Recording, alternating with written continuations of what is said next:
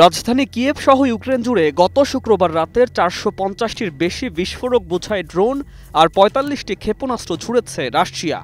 এর মধ্যে কয়েকটি ইউক্রেনের জ্বালানি অবকাঠামো ও আবাসিক ভবনে আঘাত এনেছে। নিহত হয়েছেন অন্তত ১১ জন, আহত অনেকে।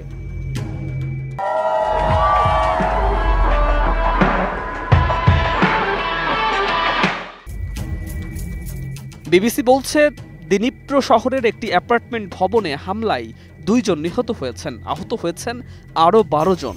জাপোরিজ্জিয়ায় রুশ হামলায় ৩ জন নিহত হওয়ার খবরও পাওয়া গেছে। রাতভর রাজধানী কিয়েভ সহ ইউক্রেনের ২৫টি জায়গায় রুশ হামলার খবর মিলেছে। হামলার কারণে অনেক এলাকায় বিদ্যুৎ সংযোগ বিচ্ছিন্ন হয়ে পড়েছে।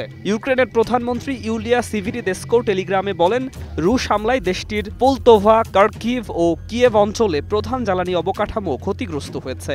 বিদ্যুৎ সংযোগ পুনরুদ্ধারের কাজ চলছে। আল জাজিরা জানিয়েছে, এক রাতে ইউক্রেন জুড়ে রুশ হামলায় নিহত হয়েছেন মোট ১১ জন। ইউক্রেনের বিমান বাহিনী গতকাল শনিবার সকালে জানায়, এক রাতে রাশিয়া ৪৫০টির বেশি বিস্ফোরক বোঝাই ড্রোন ও ৪৫টি ক্ষেপণাস্ত্র নিক্ষেপ করেছে। এর মধ্যে ৯টি ক্ষেপণাস্ত্র ও ৪০৬টি ড্রোন ভূপাতিত করা হয়েছে। তবে ইউক্রেনের বেসামরিক স্থাপনায় হামলার কথা অস্বীকার করেছে রাশিয়া। দেশটি দাবি করেছে, ইউক্রেনের সামরিক বাহিনীকে লক্ষ্যবস্তু বানিয়ে হামলা করা হয়েছে। রাশিয়ার প্রতিরক্ষা মন্ত্রণালয় জানিয়েছে, তাদের বাহিনী শুক্রবার রাতে ইউক্রেনের ৭৯টি ড্রোন ভূপাতিত করেছে। সুকান্ত সরকার, ২১ টেলিভিশন।